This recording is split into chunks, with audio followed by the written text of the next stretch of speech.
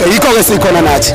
Mfowethu bathi bhanyazile TV sithi shout out khanya ukuthi TV shout out sanibingelela abafowethu siyabonga kakhulu mfowethu sesibeke ngokubaluleka lento enzo ikhulu mfowethu ukuthi njengoba vele inyawo zethu zigxumagxuma sibheke okhethweni ukuthi lisihlanganise singamabhinqa kuyinto enkulu kangakanani leyo njengoba sathi sibheke okhethweni mfowethu. Okokuqala nje mfowethu ungijabulisa kakhulu uma sihlangene singamabhinqa singahlangene ngesifo noma ngenyembezi kubaluleke kakhulu. So uMacingwane uthe mayishaya ingcingo esithinta sabona kubalulekile ukuthi sihlangane ngoba thina amabhinqa sijwayele ukuhlangana ngezifo mhlawumbe sekuhamba iciko mhlawumbe sekuhamba insizwa ngesibhamu ngoba into yethu thina leyo.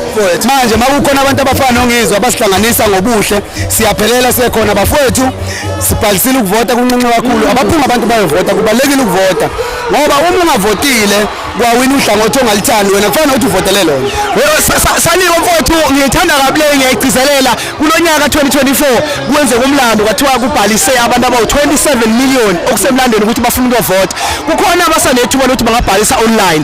Uthini labo bantu abathi abaze babhalise noma bangabhalisi ngoba kusalayo umuntu nje ngobuso ukugcizelela ukuthi mangambekanga kufanele ukuthi umbekile. Mfowethu uma ukhona umuntu ongakabhalisi ukuvota nobe selahla ithemba. Yebo.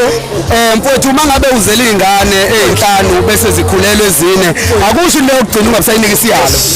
Bafowethu asiphumeni sebhalisela ukuvota online ngoba esho mfowethu sihambe siyovota bafowethu. Ukuyivoti lakho libaleke kakhulu lingawenza umehluko.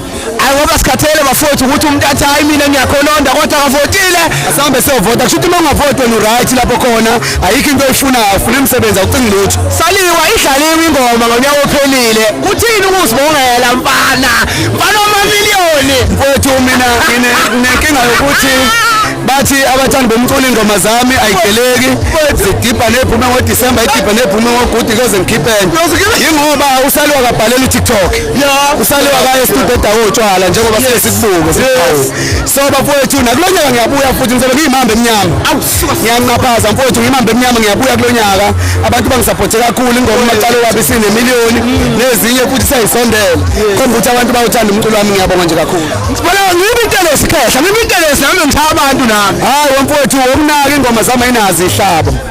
Manje ingoma enezihlabo ifuna umuntu onesizulu. Manje mina ingoma ithi suku bithi nje singishile ziyemhlanga. Ayilokho inkanti ishona le mngeni ekubeni uzela eSouth Beach zakhala. Siyabonga kakhulu.